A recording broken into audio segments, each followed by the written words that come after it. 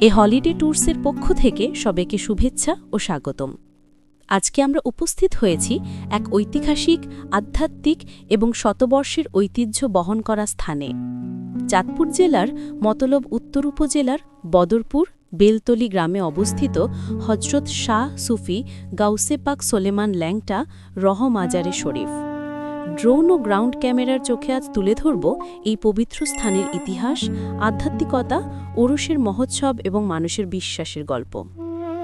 ল্যাংটা ফকিরের মাজার, এই নামে যেন এক গভীর রহস্য, অলৌকিকতা আর বিশ্বাসের প্রতীক। মতলব উত্তরের বদরপুর গ্রামের সাদামাটা পরিবেশকে কেন্দ্র করে গড়ে উঠেছে এই উপমহাদেশের অন্যতম বড় আধ্যাত্মিক কেন্দ্র মাজার শরীফটি। এখানে শায়িত আছেন হজরত শাহ সুফি সোলেমান ল্যাংটার রহা। জীবদশায় তিনি এক টুকরো কাপড় দিয়ে মাত্র লজ্জাস্থান আবৃত রাখতেন, তাই তার নাম হয় ল্যাংটা ফকির। কিন্তু এই সাধারণ পোশাকের আড়ালে লুকিয়েছিল অসাধারণ চরিত্র, কঠোর সাধনা এবং অসংখ্য অলৌকিক ঘটনা। প্রতি বছর লাখো মানুষ ছুটে আসে এখানে। প্রতি বছরের ন্যায় চৈত্র মাসের 17 তারিখ থেকে শুরু হয় 7 দিনব্যাপী মহাপবিত্র ওরস মোবারক এবং ল্যাংটার মেলা।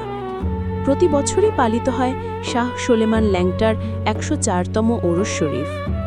31 মার্চ থেকে 5 এপ্রিল পর্যন্ত কয়েক কিলোমিটার এলাকা জুড়ে বসে হাজারো দোকান, হাজার লক্ষ মানুষের জনসমাগম, লোকজ মেলায় ভক্ত সমাগম আর ভক্তিমূলক পরিবেশ।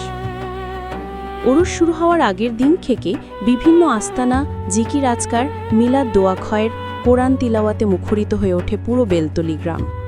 পীর মাশায়েক, উলামায়ে কিরাম, ভক্ত আশেকান সবাই মিলে এক অবর্ণনীয় আধ্যাত্মিক যাত্রা তৈরি করেন। এ যেন শুধু একটি মেলা নয়, এ যেন মানুষের বিশ্বাস, দুঃখ বেদনা হরণ, মানত আর আধ্যাত্মিক শান্তি খোঁজার এক অপার মঞ্চ। হজরত সোলেমান ল্যাংটার রহ জন্মগ্রহণ করেন বাংলা 1230 সালে কুমিল্লার মেঘনা উপজেলার আলীপুর গ্রামে। সহজ সরল, দারিদ্র্য পীড়িত পরিবার। ছোটবেলা থেকেই ছিলেন পরহেজগার, নফসজয়ী এবং আল্লাহর পথে নিয়োজিত। তার জীবনের এক গুরুত্বপূর্ণ গল্প প্রচলিত আছে।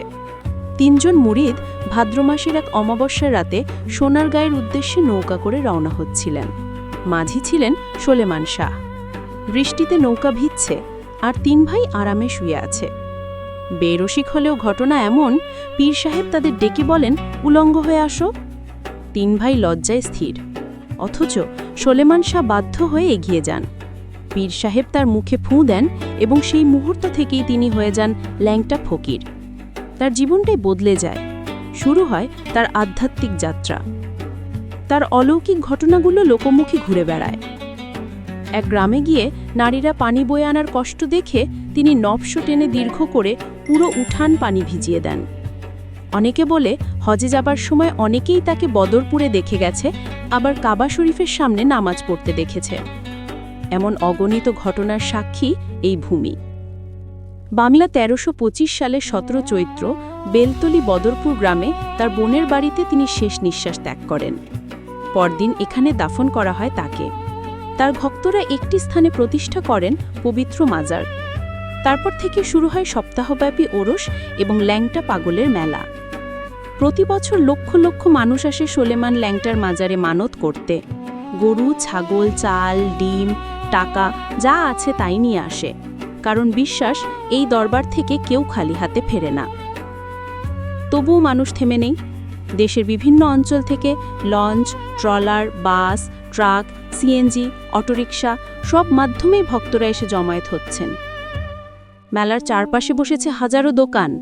খেলনা, লোকজ সামগ্রী, খাবার, ধর্মীয় পসরা, সুন্নাহ সামগ্রী সবকিছু মিলিয়ে যেন এক বর্ণিল উৎসব। মেলার আস্তানাগুলো ইতিমধ্যে ভরে উঠেছে লাখো ভক্তের পদচারণায়।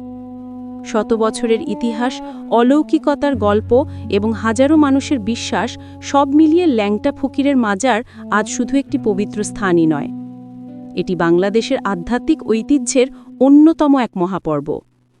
এ হলিডে ট্যুরসের ক্যামেরা দল থেকে আমরা এই পবিত্র স্থানের সৌন্দর্য, ইতিহাস এবং মানুষের অনুভূতি তুলে ধরলাম আপনাদের সামনে। আশা করি এই যাত্রা আপনাদের হৃদয় স্পর্শ করবে। ভিডিওটি ভালো লাগলে লাইক, কমেন্ট ও শেয়ার করতে ভুলবেন না। আরও আধ্যাত্মিক, ঐতিহাসিক এবং ভ্রমণ কাহিনী পেতে এ হলিডে ট্যুরসের সাথেই থাকুন। ধন্যবাদ। আসসালামু আলাইকুম।